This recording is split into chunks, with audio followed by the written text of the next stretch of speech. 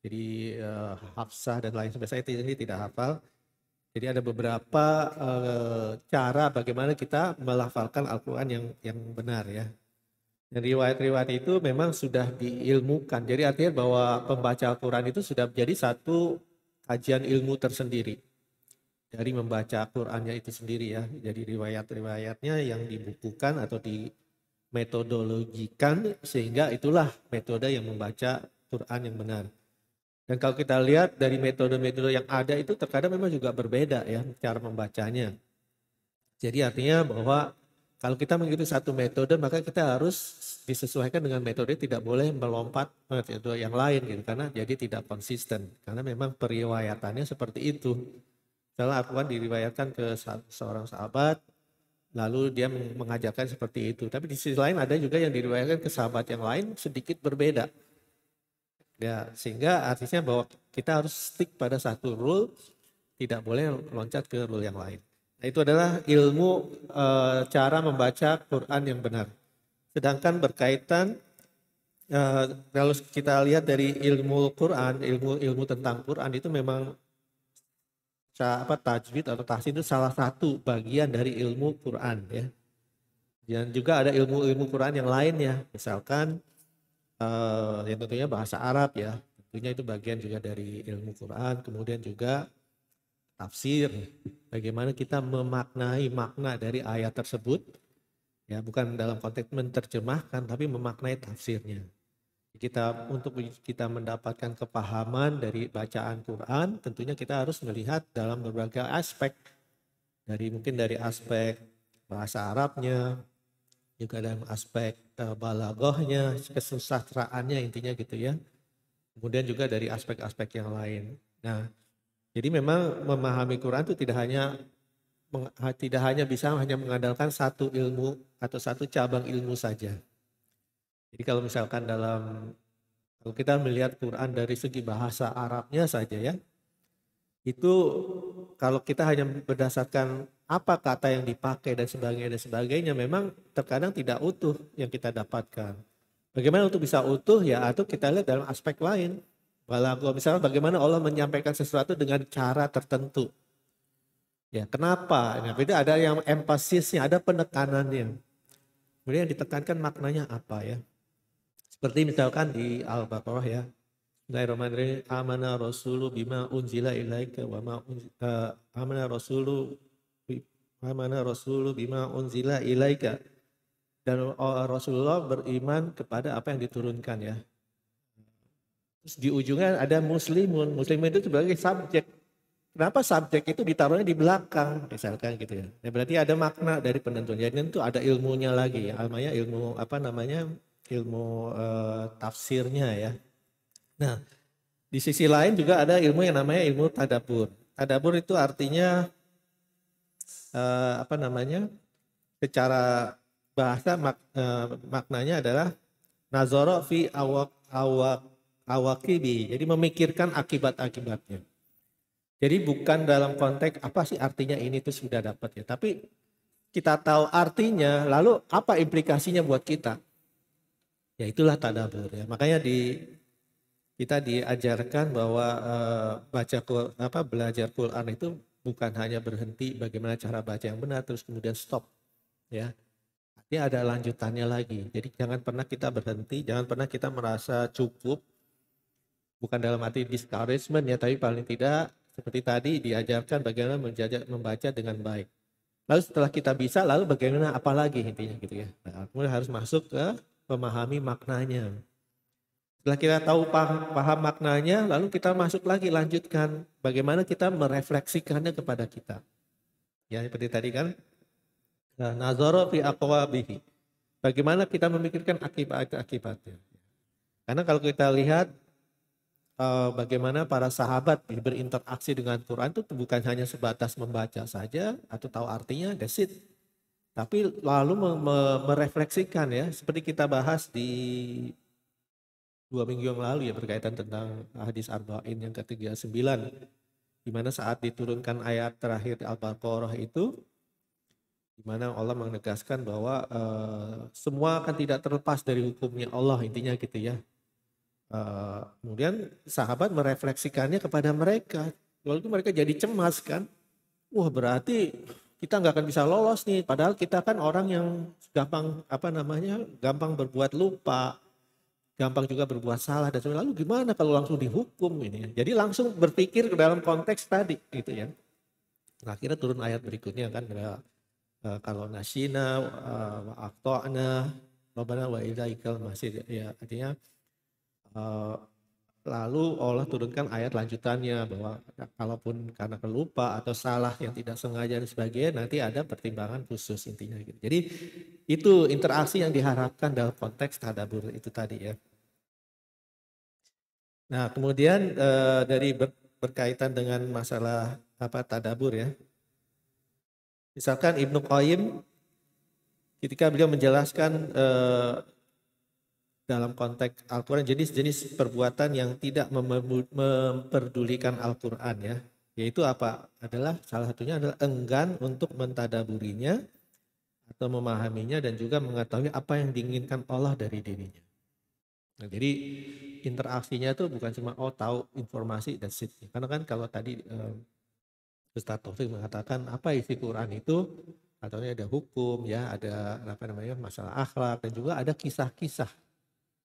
Lalu so what kita tahu cerita atau kisah dari masa lalu itu untuk apa gitu kan? Kenapa Allah menyampaikan kisah itu di dalam Al-Quran? Nah, itu yang harus kita refleksikan. What's the learning point? Intinya kan gitu ya.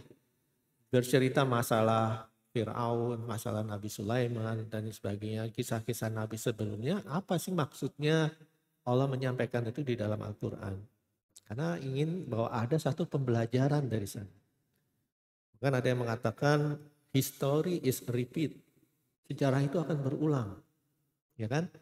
Kalau sejarah berulang artinya bahwa tidak linear. Apa yang terjadi di masa lalu mungkin akan berulang lagi di masa datang. Nah, artinya dengan kita tahu sejarah masa orang-orang terdahulu ya. Bagaimana kita misalkan di surat Al-Baqarah banyak diceritakan bagaimana Bani Israel itu. Bagaimana Nabi Musa begitu sulitnya berdakwah kepada Bani Israel ya. Nah itu apa maknanya? Artinya bahwa itu refleksikan ada tuh ternyata golongan orang yang seperti itu. Di mana diberikan satu keistimewaan, but in return they do not pay dengan ketaatan kepada Allah Subhanahu wa taala. Artinya sangat berbantah-bantahan dan sebagainya dan sebagainya. Jadi artinya apa learning point-nya di sana apa gitu. Jadi artinya bahwa kita jadi tak sadar apa sih ekspektasi Allah kepada kita. Ya dengan kita mempelajari kisah-kisah tersebut. Bagaimana kisah-kisah orang membangkang ya di zaman nabi-nabi terdahulu ya. Kalau kita baca proses An-Anbiya gitu ya. Mungkin dari Ibnu Katsir dan sebagainya. Kita biasa dapat gambaran. Bagaimana sulitnya mengajak orang pada kebenaran di saat itu. Ya. Karena merasa self-sufficient satu atau kedua. Merasa punya attachment kepada hal yang lain. Ya kalau problemnya orang zaman dulu itu kan biasanya they believe on divine power. Dia percaya pada Allah sebagai Tuhan. Tapi dalam implementasinya dia juga attach kepada hal yang lain gitu ya. Artinya bahwa menyekutukan itu konteksnya kan artinya menganggap bahwa selain Allah ada yang lain. Terkadang bukan dalam konteks seperti orang ateis yang tidak percaya kepada Tuhan gitu ya. Mereka percaya kok ada konsep yang namanya Tuhan. Tapi tidak menempatkannya pada posisi yang benar ya. Jadi misalnya belief pada menganggap Allah punya anak dan sebagainya, Allah punya sohib, punya sahabat atau punya partner atau punya pasangan dan sebagainya. Jadi menganggap ada kemultiplikasi atau bisa dikatakan berserikat. Ya kan syirik kan konteksnya syarikat ya. Syarikat itu artinya more than one, kerjasama, barengan. Ya kalau bahasa Arab syarikah itu artinya perusahaan atau company atau orang yang berserikat berkumpul untuk tujuan tertentu. Nah, makanya dalam konteksnya kita dosa syirik menganggap Allah punya partner atau ada hal lain yang kita anggap punya kekuatan selain Allah. Nanti kita percaya Allah punya kekuatan tapi juga mempercayai ada hal-hal lain yang punya power. Di minggu yang lalu yang kita bahas surat Al-Jin misalkan ya. Ada yang menganggap bahwa makhluk itu punya power sehingga kita harus hormat sama dia.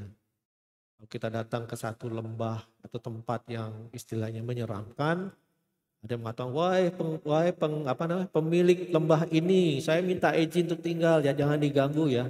Atau kalau sekarang apa namanya, satu guru, satu ilmu, jangan ganggu misalnya dan sebagainya. Ya kayak gitulah. Itu ada belief on something, some powerful divine power, tapi tidak kita alamatkan kepada Allah. Nah, itu sebetulnya syirik maksudnya ya, karena menganggap ada kekuatan lain. Padahal Nabi SAW mengajarkan ya, kalau kita takut pada satu kondisi tertentu, misalnya datang ke satu tempat, kita belum familiar, belum kenal, maka baca doa ya kan, yaitu a'udzubikalimatillahi tammati min syarri ma khalaq. Aku berlindung kepada engkau dengan kalimatmu yang sempurna dari seburuk-buruknya ciptaan.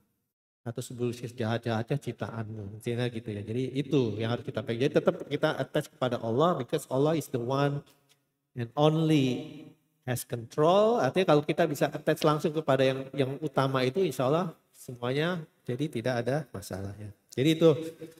Jadi Ibnu Qayyim mengatakan bahwa kita bisa dianggap tidak peduli dengan Quran kalau kita enggan untuk mentadaburinya. Ya. Misalkan kalau di surat Al-Furqan, Bismillahirrahmanirrahim. Wa qalu rasulu ya rabbi inna qaumi taqazu hadzal qur'ana mahjura.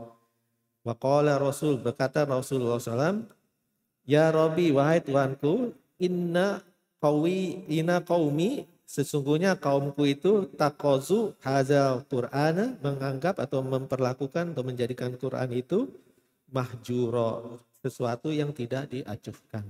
Itu surah Al-Furqan ya, ke-30. Dimana kemudian penjelasan dari Ibnu Katsir bahwa tidak maksudnya adalah mengacuhkan Quran, itu artinya adalah tidak mentadaburinya dan tidak memahaminya, termasuk perbuatan tidak memperdulikan Quran. Ya, jadi tadabur is a must. Harus kita mentadaburi ayat-ayat Quran agar kita merefleksikan apa sih makna dari yang disampaikan di ayat Quran tersebut ya. Karena there's no point we keep reading Quran. Satu sisi tetap ada fadilahnya, ada keberkahannya, tapi harus juga kita pahami dalam konteks bagaimana kita mengaplikasikan apa yang kita baca tersebut ya. Kemudian Ibnu Katsir meriwayatkan dari Ibnu Mas'ud radhiyallahu anhu terkait firman Allah di Al-Baqarah 121 ya.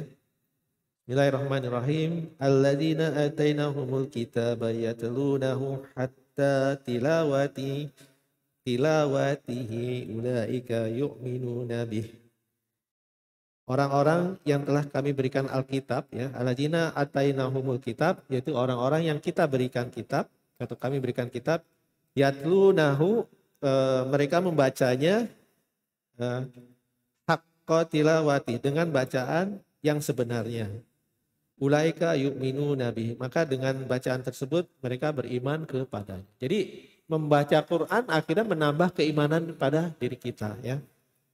Nah, Ibnu Mas'ud berkata, demi zat yang jiwaku di tangannya, membaca yang sebenar-benarnya ya. Jadi tilawatul haqqo itu ialah menghalalkan yang halal dan mengharamkan yang haram, serta membaca sebagaimana Allah menurunkannya.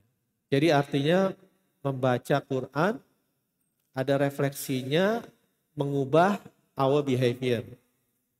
Kalau Quran menghalalkan sesuatu, maka ada refleksinya bahwa oh berarti Allah mengatakan itu, maka kita harus lakukan itu.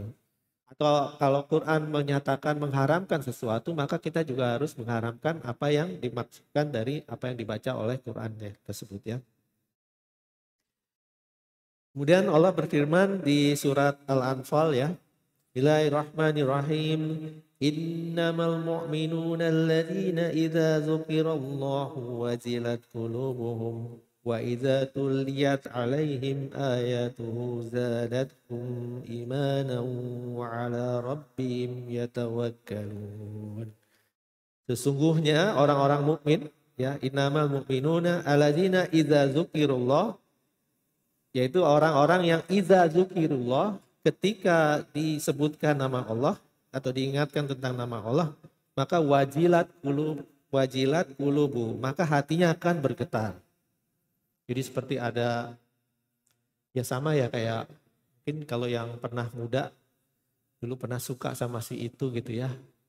Terus ada salam dari si itu, wow langsung hatinya kan gini ya. Intinya kayak gitu. Jadi nah saat disebut nama Allah untuk orang yang beriman tuh juga kita harus punya satu, wah Allah ini kan.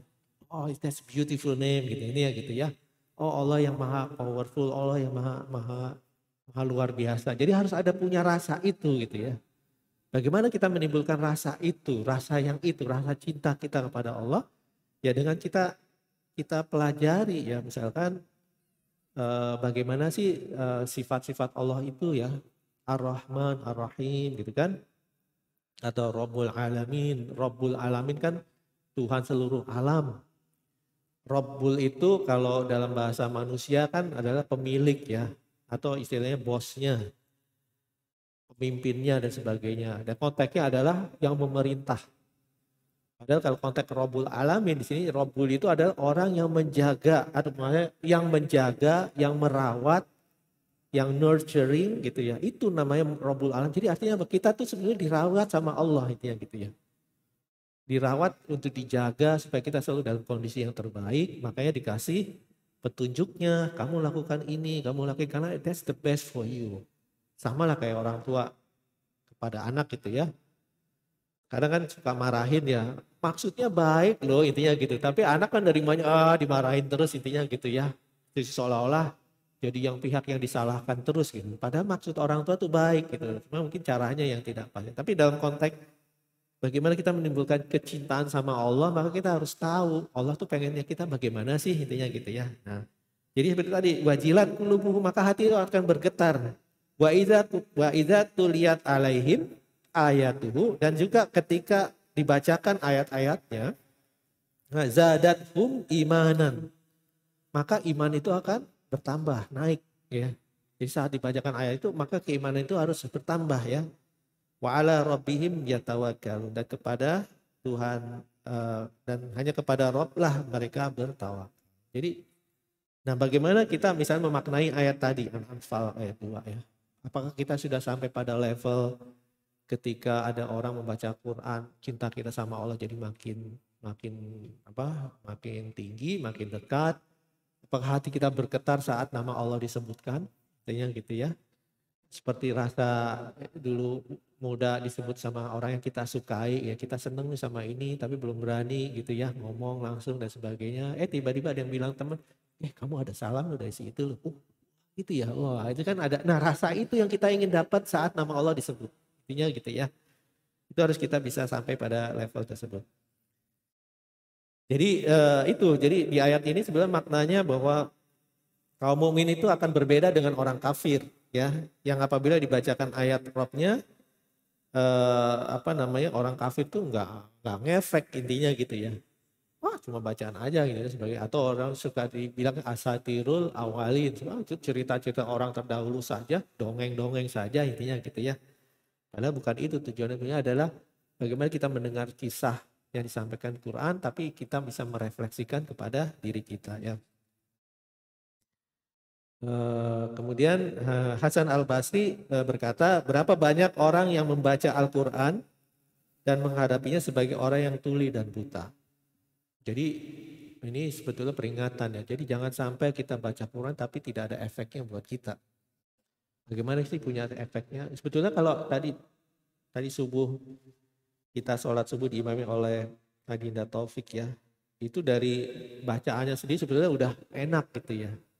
Apalagi kita bisa masuk kepada maknanya. Jadi saat dibacakan dengan tilawah yang indah dan kita tahu maknanya, wah itu hati sangat bergetar sekali. Makanya suka ada ya saat kita sholat gitu, kenapa ada orang sampai terisak-isak. Karena ternyata ada sesuatu gitu ya. Sesuatu itu pun bukan berarti karena kita tahu maknanya, tapi ada sesuatu tiba-tiba tek gitu ya, kayak sesambung gitu kan. Wow langsung terharu, rasa haru gitu ya. Sebetulnya rasa haru itu adalah rasa yang manusiawi. Jadi kayak misalkan kalau kita ingat pada orang yang kita cintai. Misalnya seperti kita baru mengalami ada sahabat kita yang baru meninggal. Kemudian kita kenal sama dia gitu. Oh, saya tahu orang itu baik sekali. Saat kita diingatkan dia sudah meninggal kan ada rasa sedih, ada rasa terharu dan sebagainya. Nah, itu berarti ada connection di sana. Koneksi itu yang kita ingin build dengan Allah kan. Allah yang maha menjaga kita, saat kita diingatkan oh dia ada sesuatu yang istimewa, spesial. Jadi jangan sampai saat kita membaca Quran tapi tidak ada getaran di hati. Tidak ada rasa itu gitu. Rasa itu yang kita ingin dapatkan ya. Kemudian di surat Al-Maidah di ayat yang ke-83 ya. Bismillahirrahmanirrahim. Wa idza sami'u ma unzila ilayya rasuli tara a'yunahum tafidu minan dam'i bimma arafu minal haqq. Yaquluna rabbana amanna faghfirna ma'asy syahidin. Wa idza sami'u dan apabila mendengarkan ma unzila ila rasuli mendengarkan apa yang diturunkan kepada Rasul ya Nabi Muhammad SAW. Taro a'yunahum mereka melihat mata mereka bercucuran ya. Tafidu minal dam'i bercucuran mimma arafu minal haqqi bercucuran air matanya karena mendengarkan memahami kebenaran dari apa yang disampaikan tersebut ya. Yaquluna lalu mereka berkata Rabbana ya Tuhan kami amanah kami beriman faktubna ma'a syahidin dan catatlah faktubna katabat tulislah kami ini sebagai golongan orang-orang yang menjadi saksi akan kebenaran dari apa yang dibacakan Quran tersebut. Jadi coba maknai, coba kita bayangkan apa dari makna ayat tersebut, ya kan? Ketika kita mendengarkan bacaan Quran, kita tahu apa makna dari bacaan tersebut, lalu kita jadi gimana ya? Jadi ada sesuatu something di hati kita. Kalau di sini konteksnya bercucuran air mata, ya Allah, ya Allah indah banget bacaan itu, ya Allah, aku tahu bahwa Engkau sangat sayang sama aku gitu kan. Maka ya Allah, aku menjadi saksi, ya jadikanlah kami sebagai orang-orang yang saksi akan kebenaran dari bacaan tersebut gitu ya. Nah, itu tadabbur itu gitu. Jadi kita harus bisa masuk ke sana gitu kan. Bagaimana cara ya itu kita pelajari terus Quran itu seperti apa. Jadi kita menjadi apa ya? Di sini Allah Ta'ala mensifati mereka dengan bercucurnya air mata ketika menangis dan hatinya peka ketika mendengarkan Al-Quran. Jadi apa namanya ya koneksi itu yang ingin kita build ya. Jadi mereka saat mendengarkan wahyu Al-Quran yang diturunkan kepada Rasul, maka hati mereka bergetar, hatinya jadi lunak gitu ya. Bercucuran air mata mereka. Itu adalah ungkapan karena mereka terpengaruh dengan kebenaran dari ayat-ayat yang didengar tersebut ya. Itu. Kemudian Allah berfirman di surat Al-Baqarah Bismillahirrahmanirrahim. Wa minhum ummiyuna la ya'lamuna al-kitaba illa amaniya wa innahum illa yazunnun. Dan di antara mereka ada yang ummi. Ummi itu buta huruf ya. La ya'lamuna al-kitaba. Mereka tidak mengetahui apa kitab yang di apa namanya kitab tersebut. Ini konteksnya adalah kitab At-Taurah ya.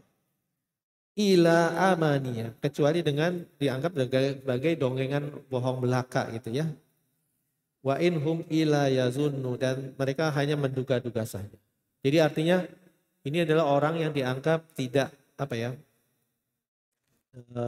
tidak punya pengaruh pada Quran ya. Jadi Ibnu Qayyim di dalam Asy-Syawa'iq Al-Mursalah menerangkan bahwa Allah mencela orang-orang yang menyelewengkan kitabnya. Dan orang-orang yang buta huruf yang hanya mengetahui dengan sekedar membacanya dan bacaan yang diselewengkan itu hanya dongengan bohong belaka. Jadi itu tadi ya, jangan kita hanya berhenti membaca saja, that's it, sudah merasa that's enough, I can read it properly, that's it. Ya, tapi harus terus masuk ke dalam supaya ada koneksi terhadap apa yang kita baca tersebut ya. Kemudian diriwayatkan dari Qatadah ya orang-orang seperti itu tadi yang tidak punya koneksi ya artinya mereka itu dianggap seperti binatang yang tidak mengetahui apa-apa.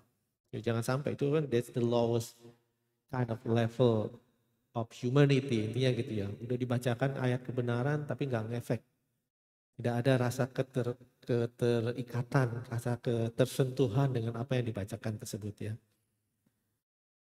Kemudian Al-Mawardi berkata bahwa tidak mengetahui Alkitab tersebut, jadi yang tadi ya di ayat itu ya, jadi la ya'lamun Alkitab, tidak tahu apa sih makna dari apa yang dibaca tersebut. Maka Allah berfirman di surat Az-Zumar ya, Bismillahirrahmanirrahim, taqsha'iru minhu juludul ladzina yakhshawna rabbahum thumma talinu juluduhum wa qulubuhum ila dzikrillah. Gemetar karena kulitnya orang-orang yang takut kepada Rabb-nya, kemudian menjadi tenang kulit dan hati mereka di waktu mengingat Allah. Ya, jadi saat Allah mengatakan ada azab bagi orang yang mengingkari Allah, maka kita harus merasakan jangan sampailah kita jadi golongan tersebut. Ya, kemudian saat kita mengingat Allah, maka kita akan jadi tenang kembali. Jadi Ibnu Katsir berkata maksudnya adalah semua itu merupakan sifat orang-orang baik ya. Jadi orang-orang baik itu yang seperti apa? Jadi ketika mereka mendengar kalam dari Al-Jabbar, Al-Muhaimin, Al-Aziz, Al-Ghaffar, itu kan nama-nama Asmaul Husna ya. Jadi karena mereka paham janji Allah di Quran seperti apa ya. Paham tentang janji rewardnya, janji tentang hukumannya kalau kita melanggar dan sebagainya. Maka itu akan menimbulkan rasa pada diri kita ya. Jadi kita akan jadi takut kepada ancaman Allah. Maka kulit kita akan gemetar karena rasa takut. Mungkin kita belum sampai selevel itulah ya. Artinya bahwa untuk bisa sampai masuk level itu memang harus ada interaksi ya. Interaksi tertentu ya. Dan itu biasanya up and down. Terkadang kita lagi connect banget gitu ya. Saat baca Quran, sholat gitu. Waduh enak sampai langsung terharu. Tiba-tiba langsung air mata keluar. Air mata bukan karena sedih, bukan karena super happy, dan we can't stop that happen, intinya gitu ya. Baru rasanya enak sekali kalau kita sambung dengan rasa tadi menangis dan sebagainya saat dibacakan Quran. Apalagi kalau bacaannya merdu seperti tadi Imam Subuh kita ya, Ustaz Taufik. Bacanya kan waduh enak banget intinya gitu ya. Nah, untuk masuk level itu ya perlu latihan ya, perlu kita sering-sering build the connection dengan Quran tersebut ya. Kemudian diriwayatkan dari seorang tabi'in yaitu Hasan Al-Basri radhiyallahu anhu, ia berkata sesungguhnya Al-Quran ini telah dibaca oleh hamba sahaya dan anak-anak yang tidak memiliki ilmu untuk bisa mentakwilnya, dan mereka tidak mentakwilkan satu perkara sejak awal ya. Allah berfirman, ini adalah sebuah kitab yang kami turunkan kepadamu penuh dengan berkah supaya mereka mentadaburi ayat-ayatnya. Ya. Jadi tadaburi konteksnya adalah paham makna, lalu apa implikasi buat kita. Ya konteksnya adalah mentaatinya ya. Jadi tadabur itu bukanlah sekedar menghafal huruf-hurufnya, ya menghafal bacaannya, ya tapi melalaikan hukum-hukumnya. Jadi konteksnya harus ada keselarasan dari apa yang kita baca, kita tahu maknanya, lalu kita terapkan apa yang kita baca tersebut ya. Kemudian sampai-sampai ada seseorang dari mereka mengatakan, aku telah menghafal Al-Quran seluruhnya. Aku tidak menggugurkan satu huruf pun darinya. Ya. Padahal demi Allah ia telah menggugurkan seluruhnya. Karena apa? Karena ia tidak mendapati Al-Quran tercermin dalam akhlak dan amalnya. Ya. Kita kan suka sering dengar ya, ada orang yang hafal Quran. Tapi ternyata ada juga yang hafal tapi akhlak perbuatannya kok begitu sih, intinya gitu ya. Ada yang seperti itu. Saya pernah dengar juga ceramah dari Kiai Marzuki Mustamar ya, itu tahu ya, ketua PWNU Jawa Timur. Dia mengatakan ada seorang yang sekolahnya udah tinggi ya, lulusan Madinah kalau nggak salah gitu. Tapi setelah pulang kok kelakuannya jadi banyak melakukan maksiat gitu ya. Apa sebabnya sih gitu ya? Apakah memang kurang ilmu dan sebagainya? Ternyata setelah ditelusuri, dia sekolah dibiayai oleh ibunya, yang ibunya itu apa bisnisnya aja bisnis riba, meminjamkan orang, jadi uangnya uang haram, intinya kayak gitu ya. Jadi ya harus hati-hati. Jadi memang harus terikatan semuanya ya. Jadi bukan cuma sekedar bacaan, tahu makna dan sebagainya, tapi juga dalam keseharian kita harus kita jaga. Janganlah khususnya mungkin yang masih punya anak-anak yang masih usia muda ya, jangan sampailah kita memberikan makan mereka dari harta yang tidak halal. Karena kita merasa oh cukup sekolah sekolah yang mahal. Kalau di Indonesia ada SDIT, sekolah dasar Islam terpadu dan sebagainya. Tapi kenapa kok tidak tercermin pada akhlaknya misalnya gitu. Ya, kita harus refleksi lagi. Apakah memang kita sudah memberikan mereka dengan makanan yang dari rezeki yang halal atau tidak ya. Kita ingin mereka jadi anak-anak yang soleh, tapi kita nafkahi mereka dengan harta yang tidak halal ya. Doesn't make sense intinya gitu ya. Sama dengan kasus yang kemarin penganiayaan misalkan gitu ya, dari anak seorang pejabat negeri ya, yang ternyata kok kelakuannya bisa evil itu intinya gitu ya, karena ya itu disuapi dengan makanan hasil yang rezeki yang tidak halal. Jadi sangat hati-hati. Jadi jangan sampailah ya. Alhamdulillah mungkin bagi teman-teman yang tinggal di sini ya, sistemnya membentuk kita untuk kita punya integriti. Ya, artinya bahwa rezeki yang kita dapat insya Allah ya sebatas dari apa yang kita upayakan. Tidak ada cara-cara yang memungkinkan kita manipulasi dan sebagainya lah. Kecil sekali lah kemungkinan itu. Jadi bisa dikatakan pasti. Tapi mungkin bagi teman-teman yang di negeri kita ya, karena secara sistem memang tidak sempurna. Jadi ada peluang kita bisa terjerumus pada hal-hal yang kita tidak inginkan. Jadi harus hati-hatilah, jagalah khususnya untuk generasi kita, anak-anak kita dengan rezeki-rezeki yang halal ya. Nah itu mungkin sekedar dari pengingat sebagai tadabbur. Dalam kesempatan lain nanti kita bisa masuk kepada bahasan bagaimana para sahabat ya mensikapi saat dia atau beliau atau mereka dibacakan ayat Quran, lalu bagaimana responnya dan sebagainya. Mungkin karena sudah jam 8 insya Allah mungkin secara tausiah saya akhiri saja. Karena akan kita lanjutkan dengan acara takziah ya. Takziah doa bersama bagi sahabat kita yang kemarin baru pergi meninggalkan kita ya. Mudah-mudahan dengan cara kita mentakziahkan nanti kita melepas kepergian beliau dengan doa-doa kita. Sehingga mudah-mudahan akan Allah mudahkan ya apapun kesulitan yang dihadapinya saat di alam barzah, Allah mudahkan untuk bisa mendapatkan kebaikan karena itu adalah is one of us ya, dia adalah bagian dari kita. Jadi saat dia wafat dan sebagainya bahwa kita juga merasa kehilangan ya ini. Jadi kita harus istilahnya mencoba mensupport beliau dalam kehidupan lanjutnya. Jadi mungkin itu saja dari saya.